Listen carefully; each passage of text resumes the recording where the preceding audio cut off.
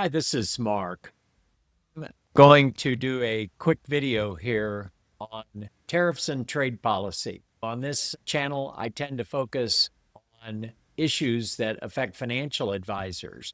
I thought because I have a macroeconomic background that I would talk to advisors about whenever tariffs and international trade come into the headlines, because we have clients asking about this. They're concerned when they see their financial accounts go down in value as a reaction to global trade announcements like tariff wars. How does this affect the ultimate client? I think the better financial advisors at least have a high level understanding of how to orchestrate these conversations and how it affects the clients and their account values. Headlines are often exclusively about tariffs. One country has a higher tariff than another country.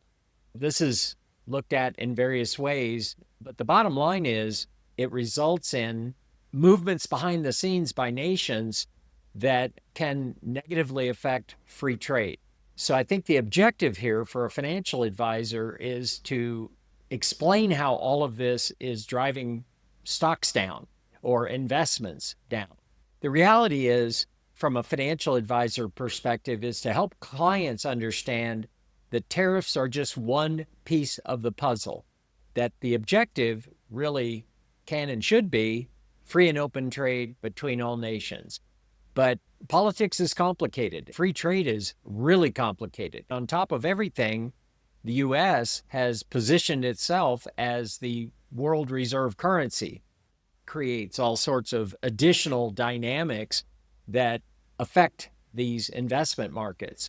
Tariffs are on a list of 10 things that are protectionist that inhibit free trade.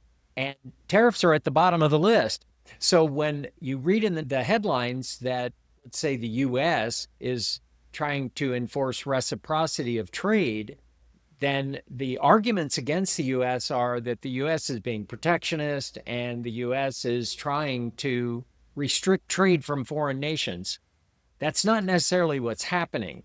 Often the objective is to address the other 9 things on the list, tariffs being the least important in terms of what drives foreign trade.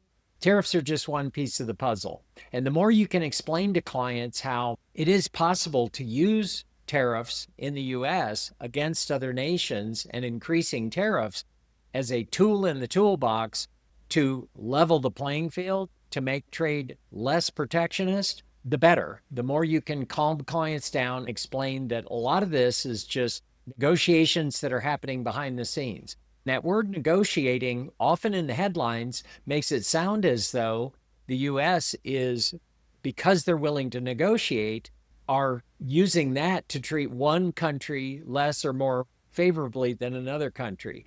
But from your perspective, if you can limit the conversation, so the objective for me as a financial advisor with a affluent, successful, ideal client is to just make the point that in the end, things will work out.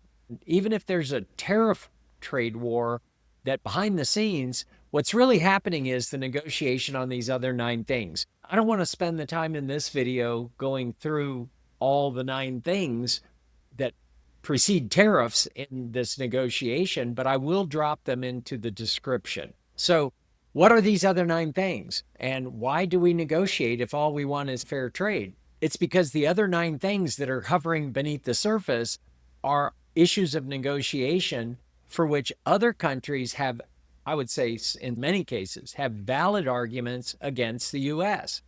I'll just pick a few just to give you an example.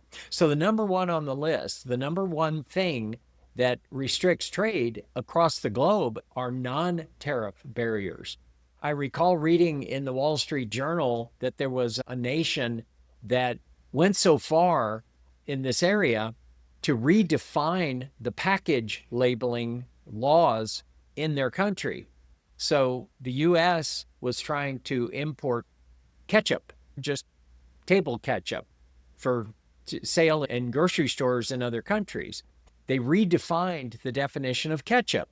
In their country, they had a certain ketchup that is of a certain taste for that culture that they liked, and they defined that as ketchup. All other forms of foreign ketchups were relabeled as like seasoned tomato paste or something like that. Then they put all these restrictions and barriers on import of seasoned tomato paste, therefore blocking ketchup, when the threat of an uneven tariff on the ketchup, whereas that foreign nation had 4 or 5 times higher tariff on ketchup, they immediately agreed in the headlines, we will bring our tariffs on ketchup down to zero. Yet they weren't addressing the real problem, which is changing the labeling and the definition of ketchup in their country. So that's just one example. Other examples are currency manipulation. Most of these countries that are our biggest trading partners have central banks. They can manipulate their currency to bring down the value of their local currency. Therefore, even if you had tariffs equal and you eliminated the non-trade barriers, the currency can be manipulated in that country to make their currency less strong against the US dollar.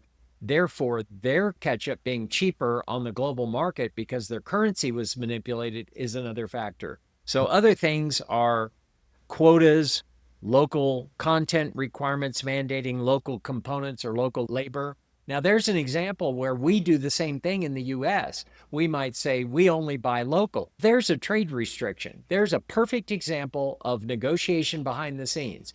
Let's say in the headlines, the tariffs are equal. The US says, and we'll negotiate on some of these other 9 things. We're not trying to create an uneven playing field. We're listening to the foreign nation cite the arguments against the US doing these other 9 things, and that's a matter of negotiation. Maybe we accept and acknowledge that there's an uneven playing field in some of these other 9 areas. The US plays the game too. There's the negotiation. It's not protectionist. It's just trying to sit down with each nation one by one individually and coming to some agreement on these other 9 issues. Other things are access to technology. The U.S. and historically has been very protectionist on technology for national security reasons. I remember back in the 1980s going into a Kinko's and they had a copy machine that looked like a NASA piece of equipment, and it moved fast and it did copies at a certain speed and it was doing optical character recognition. I asked the manager of that Kinko's store, I bet they sell a lot of those around the world. And he said, no, they're restricted to the US. At that time, we would not allow the sale of that copy machine in foreign countries. So we had technology favoring us in our country, and a foreign nation could say when they're selling copy machines into our country, there you go. The US is doing the same thing. So maybe there are some examples of the other 9 things that other countries equalize the tariff, or at least we make reciprocal tariffs. That's just the headline item. But then these other 9 things, they may have very good arguments that the US does the same thing, and there's the negotiation. So I didn't want to spend a lot of time on this.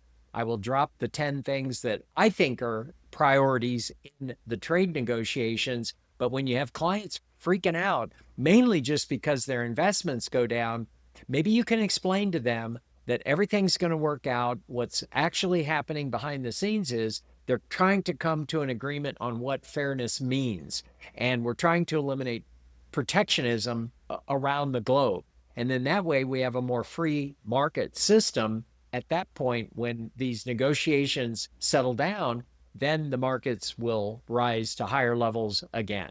So I hope this helps. And I'm just simply trying to give you some thought pieces that will help you stimulate conversations you have with nervous clients triggered by the fact that their investments are going down. This is not a permanent state. This is something that will settle down and get back on track. The job of a high-end financial advisor is to be armed with things that you can say that will calm clients down so they don't make the biggest mistake of their investment strategy, which is sell on emotion when things are down. Long-term investments require patience and faith in the future. The one thing that is the best defense in times when markets come down is help your clients be patient and help them think about this in a way that will benefit them in the long run, which is you don't sell quality long-term investments just because there's some headline.